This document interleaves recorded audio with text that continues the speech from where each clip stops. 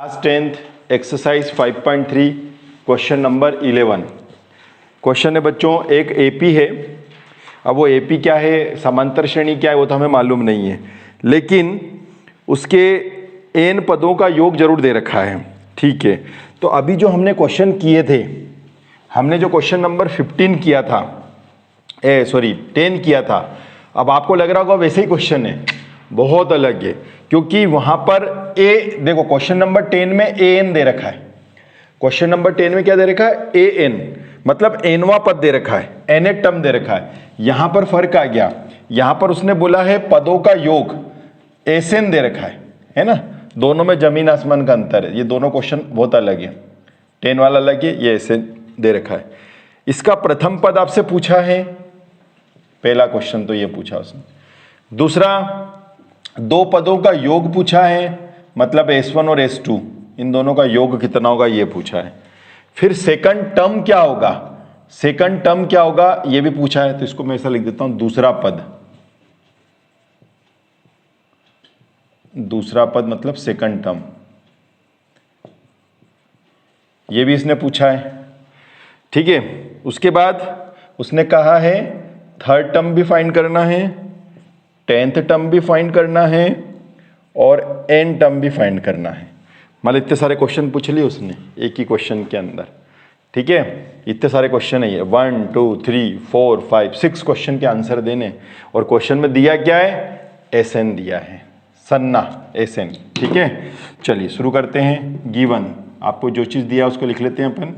आपको दे रखा है एस एन। ठीक है, तो आप यहाँ पर पुट करते जाएंगे, आप पुट n इक्वल 1 2 3, बस बहुत है, 3 पद रख लो, है ना। n की वैल्यू 1 2 3 रखते हैं अपन, तो चलो फटाफट रखते हैं। n की जगह 1 रख लो भैया, ये 1 रख लिया है। 4 1 जा 4, माइनस का 1, तो ये आ गया 3। ठीक है, अब आप निकाल लो S2, यहाँ निकाल लेता हूँ मैं S2। S2 मतलब जहाँ जहाँ n आ रहा है वहाँ पर क्या रख लो, 2 रख लो। जहाँ जहाँ n आ रहा है वहाँ 2 रख लीजिए, ये रख लिया। 4 2 जा 8, 2 2 जा 4, 8 में से 4 गए तो 4 बचेंगे। ठीक है, अब मतलब यहाँ पर अपन ने यहाँ लिखा ना, n की जगह 2 रखा है, यहाँ पर हमने n की जगह 1 रखा है, यहाँ पर हम n की जगह 3 रख देते हैं। ऐसे इन दोनों से भी काम चल जाता है, पर निकाल लो, S3 भी निकाल लो, है ना। ये 3 रख दिया, जहाँ जहाँ n आ रहा है वहाँ पर 3 रख दिया अपन ने। 4 3 12, 3 3 9, 3 12, ये S3 आ गया है ना। S3 की वैल्यू आ गई आपके सामने, 3 आ गई है। ठीक है, अब आप सोच रहे हो कि सीरीज बन गई है ना, 3 4 3, ये सीरीज बन गई। नहीं, आप गलत सोच रहे हैं, क्योंकि सीरीज कब बनती है, जब यहां पर A1 A2 A3 आता तो सीरीज बनती है। तो सीरीज थोड़ी बनी है, सीरीज बनी नहीं है। तो फिर बोले सर फिर ये क्या है, ये है पहले क्वेश्चन का आंसर S1, मतलब ये S1 बोल दो। जैसे कोई सीरीज चल रही बच्चों, तो कोई सीरीज को जैसे अपन ने बोला, कोई भी सीरीज बोल लो अपनी मर्जी से। जैसे मैंने बोला 51 52 53, ये मैंने सीरीज बोल दी, डे डे डे डे, ये सीरीज है। ये सीरीज को पहले वाले को आप कुछ भी बोल सकते हो। जैसे किसी घर में एकलौता बच्चा होता है ना, तो एकलौता हुआ, उसके बाद हुआ ही नहीं, तो फिर माँ बाप बोलते यही हमारा लड़का है और यही हमारी लड़की है, ऐसा बोलते हैं। ठीक है, यही नौकरी पे जाता, घर आके खाना भी यही बनाता है। ठीक है, तो ये लड़का भी हो गया, लड़की एकलौता हो गया। इसी प्रकार से इस सीरीज में ये जो दिख रहा है, इसको आप पहला टर्म बोल दो तो भी 51 है। कोई इसको बोल दे कि प्रथम पद का योग, सम ऑफ फर्स्ट टर्म, तो सम ऑफ फर्स्ट टर्म भी तो यही है, सम ऑफ फर्स्ट टर्म भी यही है, क्योंकि एकलौता है 51।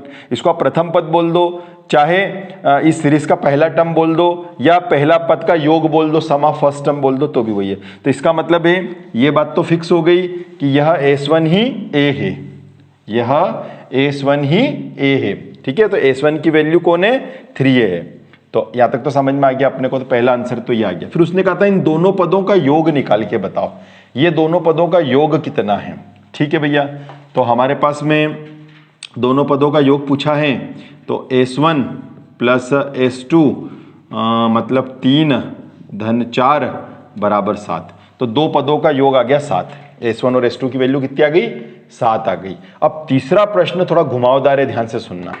ये पहला टर्म हो गया, ये दो पदों का योगफल हो गया। अब मन में आता कि सेकंड टर्म बताओ, तो जो बच्चे इसको सीरीज मान रहे हैं वो बहुत सारे बच्चे क्या लिख के आते हैं, पहला नंबर पर 3 आ रहा है और सेकंड नंबर पर आपका आ रहा है 4।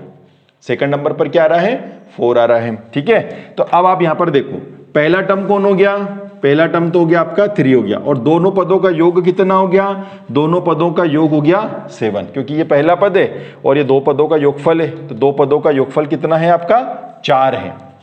दो पदों का योगफल कितना, 4। अब यहां पर एक जगह गलती होती है, ये मैं आपको समझाने जा रहा हूं, यहां तक समझ में आ गया हो तो आगे बढ़ेंगे अपन। देखिए बच्चों, तो इसमें आपको समझ में आ गया क्या कि यह पहला पद कहो चाहे इसको पहले पद का योग बोल दो, दो पदों का योगफल, दो पदों का योगफल आपने क्या निकाल लिया, s1 प्लस s2 3 धन 4 और 7।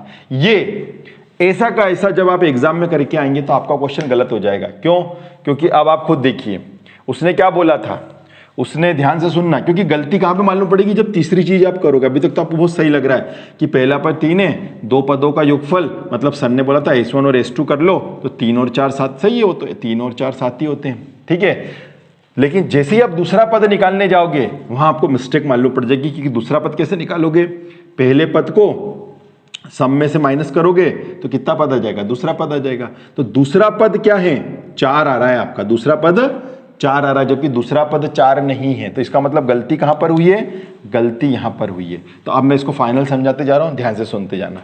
ये है प्रथम पद, यही है प्रथम पद का योगफल। ठीक है, दूसरा उसने बोला इन दोनों पदों का योगफल, तो इन दोनों पदों का योगफल कितना आ रहा है, 4। अब ये बहुत सारे लोगों को समझ में नहीं आता है कि यार सर कैसे हुआ। मैंने आपसे बोला ना, आप सीरीज मत मानो इसको, अगर आप सीरीज मान लोगे, अगर आप इसको सीरीज मान लोगे तो आपका क्वेश्चन गलत हो जाएगा। ये सीरीज नहीं है। अब इसको अपन ऐसे समझते हैं, प्रथम पद 3 है, दूसरा पद मैंने आपको क्या बताया है, s2 की वैल्यू कितनी आ रही है, 4 आ रही है। उसने कहा दो पदों का योगफल कितना है, तो दो पदों का योगफल 4 है बच्चों। ठीक है, अब दूसरा है ना, दो पदों का योगफल कितना है, 4। ये s2 का मतलब क्या है, दो pदों का योगफल। इसलिए यहां से कंफ्यूज मत होना, नहीं तो मैं यही पे हटा देता हूं और इसको वर्ड्स में लिख देता हूं, दो पदों का योगफल, दो पदों का योगफल पूछा है आपसे, सम ऑफ टू टर्म्स। तो सम ऑफ टू टर्म्स क्या है, क्या है, 4 है। ये पहले पद का योगफल है, ये दूसरे पद का योगफल है, दो पदों का योगफल है। कितना आ रहा है, 4 आ रहा है। ठीक है, क्योंकि इसमें गलती होती है, देखा 4 और 3 7 कर दिया था, तो दो पदों का योगफल 4 है और ये पहला पद है। दूसरा पद क्या होगा ये अपन निकालते हैं। तो देखो ध्यान समझना, सेकंड टर्म, सेकंड टर्म आपको निकालने के लिए, दूसरा पद निकालने के लिए मैंने आपसे बोला, देख भाई अब ध्यान से सुनना, इस सब चीज को छोड़ दो, आप तो ध्यान से देखो। मैंने बोला पहला पद 3 है, मैंने क्या बोला, पहला पद 3 है, मैंने फर्स्ट टर्म 3 है, और दो पदों का योगफल 4 है, सम ऑफ टू टर्म्स इज 4। जैसे मैंने आपसे बोला कि आपके पापा ने आपको, मतलब आप जो भी सुन रहे हो, आप जो लोग देख रहे हो, है ना, तो आपको 3 रुपए दिए आपके पापा ने। ठीक है, और आपके घर में एक भाई और है या बहन है, उन दोनों को मिलाकर के 4 रुपए दिए। समझना प्रश्न को अच्छी तरह से, आपको अकेले को 3 रुपए दिए और दोनों भाई बहन को मिलाकर के 4 रुपए दिए, टोटल 4 रुपए दिए। तो बताइए दूसरे वाले बच्चे को कितना मिला। समझ में आया ना आपको प्रश्न, आपको अकेले को 3 रुपए दिए और आपकी एक और भाई या बहन था, उनको दोनों को मिला के 4 रुपए दिए, तो आपको 3 रुपए दिए, तो दूसरे को कितने मिले होंगे, क्योंकि टोटल तो 4 रुपए दिए, तो 4 में से 3 तो आपको दे दी, तो अपने भाई या बहन जो भी उसको कितना रुपए मिला होगा, 1 रुपया मिला होगा। वही कॉन्सेप्ट यहां पर आएगा कि दो पदों का योगफल कितना है, 4। प्रथम पद कौन है, 3, तो 4 में से 3 चले गए, कितने बचे, 1। इस बारे में सोचना, विचार करना, क्योंकि बहुत सारे जनों को अभी भी समझ में नहीं आया होगा, क्योंकि ये कॉन्सेप्ट थोड़ा सा टफ होता है कि सर समझ में नहीं आ रहा है। बस इसको अगर आप समझ लोगे, जैसे मैंने आपको एग्जांपल दिया ना कि आपको आपके पापा ने 3 रुपए दिए और आपके छोटे भाई को मिलाकर के 4 रुपए दिए, तो बताइए छोटे भाई को कितना मिला। वही प्रश्न है कि छोटे भाई को मिला, 4 में से 3 गया, 1 रुपया आपके छोटे भाई को मिला। तो वैसा ही ये दूसरा पद कैसा होगा, 4 में से 3, क्योंकि ये 4 सेकंड नहीं है, दो पदों का योगफल है, दोनों भाई बहनों को मिला के 4 रुपए मिल रहे हैं, इसलिए ये कितना आ जाएगा, सेकंड पद 1 आ जाएगा। ठीक है, मैंने अपनी तरफ समझाने की पूरी कोशिश करी, जो गलती थी वो भी आपको बता दिया कि 4 और 3 7 करके आ जाते हैं बच्चे। अब आप उसको समझिए, बस ये क्वेश्चन समझ में आ गया। अब आपकी सीरीज बन जाएगी, अब सीरीज बन जाएगी, क्योंकि आपको पहला, मैंने तो बोला ये इकलौता है, तो ये तो पहला टर्म हो गया, पहला टर्म कौन हो गया 3, सेकंड टर्म कौन है वहां मत देखना, सेकंड टर्म कौन है 1 है, दूसरा पद कौन है 1, समझ जाओ सीरीज बन जाएगी, ये सीरीज बन गई AP। बस 2 पद मिल जाता था, कल अपन ने मतलब अपने क्वेश्चन नंबर 10 क्वेश्चन नंबर 9 करे ही हैं, उसमें आपको मालूम अगर 2 भी मिल जाता हम आगे कर लेते हैं, है ना। तो AP बन गई है, पहला पद 3 है, दूसरा पद आपका 1 आ गया, सीरीज बन गई। A की वैल्यू 3, D की वैल्यू 1 - 3 मतलब माइनस का 2, ठीक है। और कितने टर्म है भैया, ये तो हमें भी नहीं मालूम भैया कितने हैं, ये हमें भी नहीं पता, आज तक किसी ने बताया नहीं कितने टर्म हैं, ठीक है। अब हम क्या निकालने जा रहे हैं, अब हम निकालने जा रहे हैं तीसरा पद, ठीक है। तो यहां पे लिखेंगे अपन समांतर श्रेणी का तीसरा पद, ठीक है, थर्ड टर्म ऑफ AP। तो थर्ड टर्म ऑफ AP क्या फॉर्मूला है भैया, AN A plus N - 1D, ये है आपका थर्ड टर्म। A की जगह क्या रखेंगे 3 और N तो मालूम है ही नहीं मालूम हो गया ना, N की जगह कितने हैं यहाँ पर 3 है, तो N की जगह 3 रख दो। और D है आपका माइनस का 2, ये माइनस का 2 रख दिया, 3 में से 1 गया तो 2 -2 प्लस माइनस माइनस 2 दूनी 4, 4 में से 3 गए तो कितना बचा 1 बचा, ठीक है।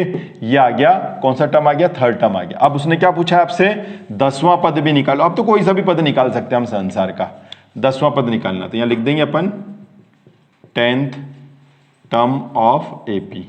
तो कैसे क्या करेंगे, फॉर्मूला वही है, जहां जहां N आ रहा वहां 10 रख देंगे, A की जगह 3, N की जगह 10 और D की जगह कौन है भैया माइनस का 2, 3 10 में से बन गया तो 9 -2 प्लस माइनस माइनस 18 में से 3 गए तो माइनस के 15, ये 10वां पद आ गया।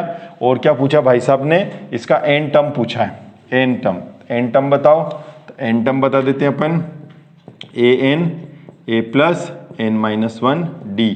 A बोले तो आपका कितना आ रहा था 3 और N की जगह N ही रखना है और D की जगह माइनस का 2 रखना है, तो 3 है ना। अब अंदर इंटू कर दो, प्लस माइनस माइनस, ये ध्यान रखना ये प्लस माइनस माइनस 2 का N में करेंगे 2 हो जाएगा, माइनस माइनस प्लस 2, तो 3 और 2 कितने हो गए भाई साहब, 3 और 2 हो गए 5 माइनस के 2N, ये आपका आंसर आ गया 3 2 5 माइनस 2N, ठीक है। तो ये हो गया टोटल मिलाकर के तीनों क्वेश्चंस आपके कंप्लीट हुए, तीनों जितने पूछे थे। Thank you.